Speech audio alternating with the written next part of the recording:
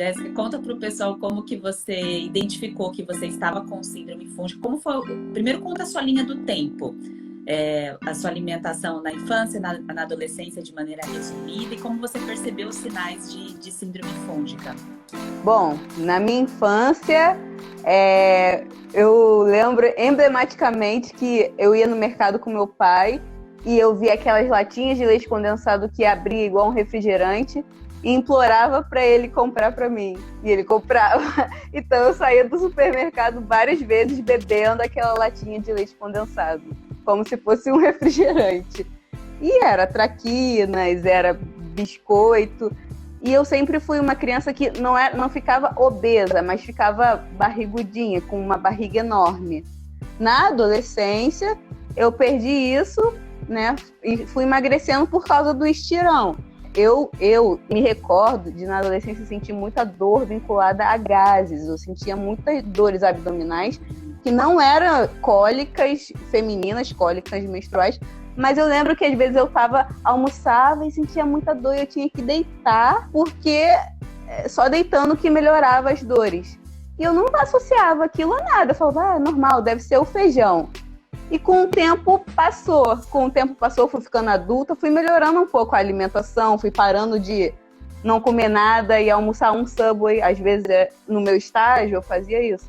Eu passava o dia inteiro sem comer, aí chegava a manhã inteira sem comer, chegava meio-dia, comia o quê? Um Subway de 30 centímetros e não engordava. Não engordava porque no meu estágio eu andava muito, mas, né, era complicado. E chegava à noite, eu comia, sei lá, qualquer coisa que tivesse casa. Geralmente era pão de novo. A gente não tem essa educação, a gente acha que é normal e que se você não morreu, o que não mata engorda. A única preocupação que eu tinha era com engordar. E eu lembro também que quando eu era nova, a sensação é de que, bom, eu vou comer uma torrada, hoje eu vou comer uma torrada e de tarde eu vou comer um pouquinho de arroz e feijão e assim eu vou emagrecer. E eu emagrecia. E às vezes de noite tomava um copo de leite. Emagrecia, mas a custo de quê? Porque eu era jovem e eu era ativa, só que a custo da minha saúde. Hoje eu vejo, né? Mas eu senti mais o problema. Teve uma época que eu cheguei a pesar 90 quilos, que foi assim que eu comecei a trabalhar em escritório. Porque antes eu estudava o dia inteiro e era mais ativa, porque meu estágio era andando, fazendo inspeção elétrica em subestações. Então eu andava muito, eu andava o dia inteiro. Mas logo depois eu comecei a trabalhar em escritório, regime administrativo, 8 às 18. E comecei também a ganhar mais dinheiro, então eu compensava o fato do estresse do trabalho comendo. Tem uma franquia aqui no Rio que se chama Croassonho. Não sei se eu conheço essa franquia. Tava lá toda semana. Ô, eu Jéssica, tava lá direto. Você falou um ponto super importante. Você estava numa fase da sua vida que você era fisicamente ativa, você gastava muita energia pelo seu trabalho e depois virou para um outro ciclo que você foi para um trabalho administrativo, mas você manteve a repetição dos mesmos hábitos. Você manteve o mesmo estilo de vida. Isso acontece também com a questão da idade, né? A gente está num padrão alimentar da fase dos 20, aí dos 25, dos 30. Eu tenho 29, mas quando eu cheguei no maior peso possível e o início, eu acho que foi ali que começou a desencadear os maiores problemas de saúde, foi quando eu estava com 24. Eu cheguei a pesar quase 90 quilos, sendo que eu peso 1,65. E é claro que não era só por causa dos meus hábitos alimentares. Os meus hábitos alimentares são um reflexo do psicológico. Porém, eu estava sem ideia nenhuma de como me alimentar. Então, eu encontrei uma nutricionista na época, uma nutróloga, que me ajudou bastante. E aí eu consegui voltar assim, a pesar uns 75 e melhorei bastante. Mas depois de um tempo, eu desandei de novo. Por que eu desandei de novo? Porque eu achei que eu já sabia tudo que eu precisava saber. E aí eu comecei a repetição de outros alimentos. Eu repetia ovo demais, ovo todo dia, whey protein todo dia, iogurte com muita caseína, esses iogurtes muito proteicos, todo dia. Nossa, eu vi assim, 17 gramas de proteína. Caraca, esse aqui é o meu lanche. Proteína, zero lactose, não sei o quê. Achava que estava abafando. E às vezes eu não estava engordando, porém eu sentia que eu não estava bem. Um dos primeiros sintomas que voltaram a aparecer em mim eram umas bolinhas. Agora que, depois que a gente conversou, eu lembrei que numa viagem a Curitiba apareceram as bolinhas iguaizinhas às suas, no meu braço e também nos meus pés, nas mãos e nos antebraços, e sumiram depois. Aí eu falei, bom, deve ter sido alergia ao repelente de mosquito. Só que outro dia que eu não passei repelente, apareceu também e sumiu depois. Não coçava, mas minha pele ficou toda empolada. E aí passou. Aí começaram umas cólicas que eram diferentes. Elas não passavam, eram como se fosse uma dor no baixo ventre e que não passava. Aí eu falei, pô, tem alguma coisa errada aí. Tem alguma coisa errada. Eu fui pesquisando, indo em médico, e aí eu descobri que era endometriose. Aí todos os médicos dizendo, não, você vai ter que tomar anticoncepcional, aí até você querer engravidar e acabou. Só que tem um porém, eu tomei anticoncepcional durante 10 anos na minha vida e eu sei o mal que me fez. Na verdade, eu acho que ele contribuiu muito mais para eu ter desenvolvido endometriose depois que eu parei do que o contrário. Essa é a minha opinião, eu sei que não é uma opinião médica, mas é do que eu sinto no meu corpo. Porque eu engordava, eu me sentia mais fraca, mais cansada, deprimida.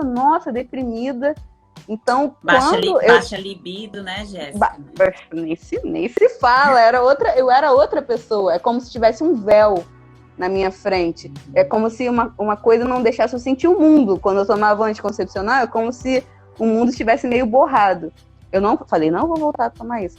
Aí eu comecei a pesquisar sobre tudo. E quando eu pesquisei, eu vi que a endometriose tem muito a ver com o sistema imunológico.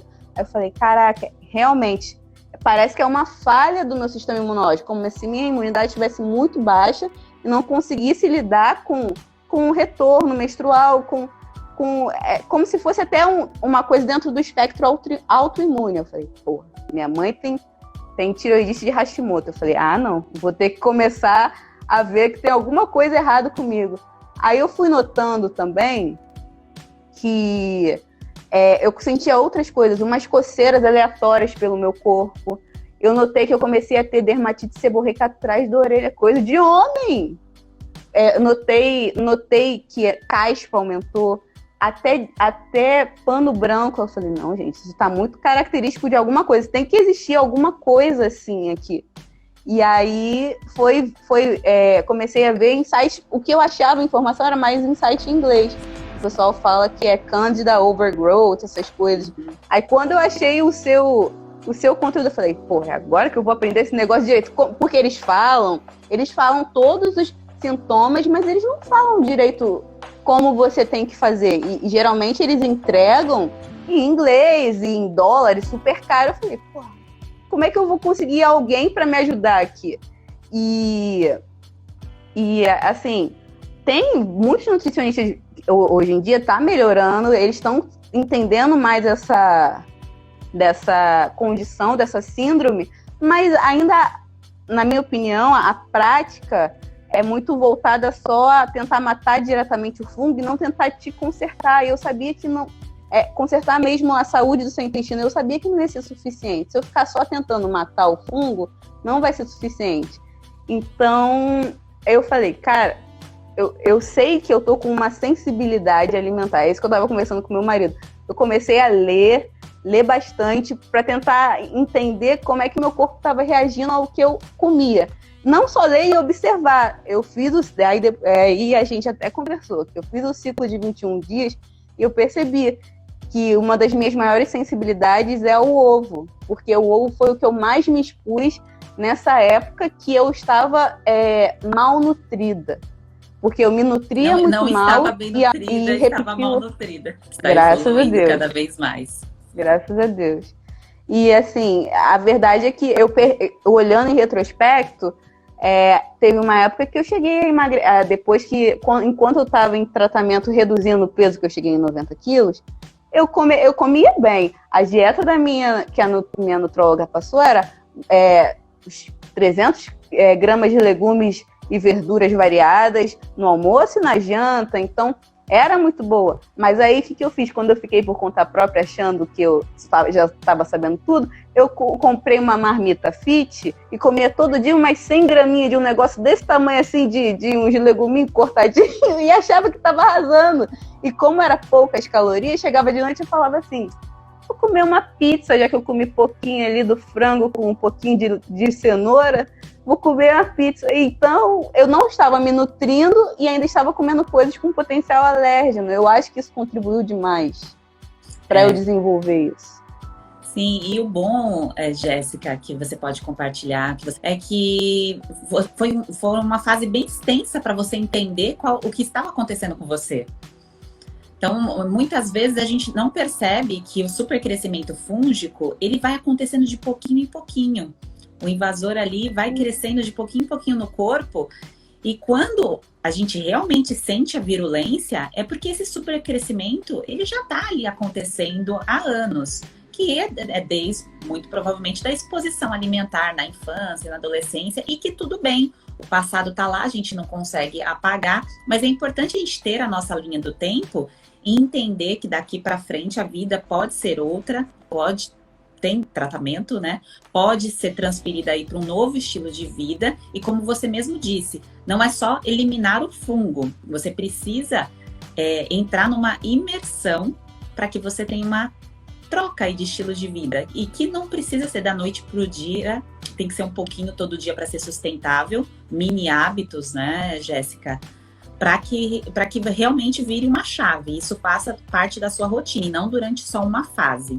É uma coisa que eu sinto que melhorou muito, que era um dos sintomas que eu percebia, era que eu sentia dores musculares também. Umas dores inexplicáveis, é como se eu tivesse tomado uma mini surra de manhã. Teve no auge mesmo, porque eu operei para retirar a endometriose. Então eu tomei antibiótico. Logo depois da tomada do antibiótico, parece que a quantidade de fungos aumentou muito, porque não tinha bactérias lá. Então, se eu comesse alguma coisa com maior teor de carboidrato, eu me sentia quase que se eu tivesse bebido álcool mesmo. Eu me sentia meio tonta. Eu acordava no dia seguinte de ressaca. Eu achei isso incrível. Eu falei, realmente faz todo sentido. Tudo isso que eu tô aprendendo faz todo sentido. Porque eu sentia na pele mesmo. Eu acordava de ressaca com dor de cabeça, cheia de sede. Incrível. E hoje em dia eu sinto as coisas que, depois que eu fiz o ciclo de 21 dias tudo mais, a minha língua já tá quase zerada, assim, não é mais branca, ela amanhece rosada, coisa que eu achava normal ter a língua branca. Eu achava, não, a cor da branca é normal. Não, é normal a cor da rosada, eu nem sabia.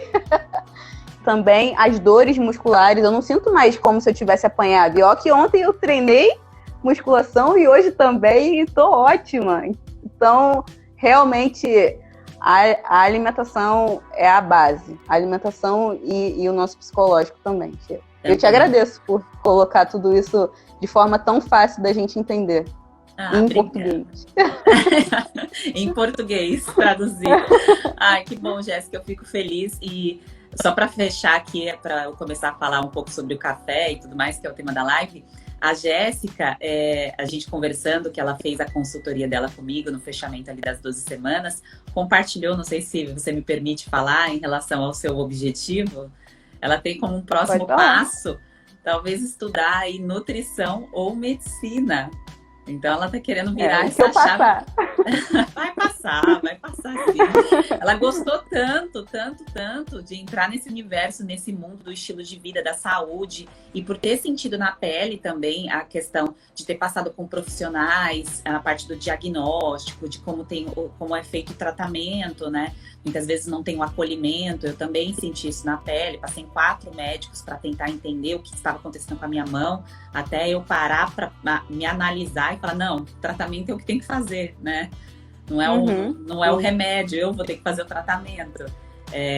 Então, esse acolhimento, tudo isso despertou nela a vontade de entrar na área da saúde. Bom, te espero, se você realmente entrar, que eu acredito que isso vai acontecer.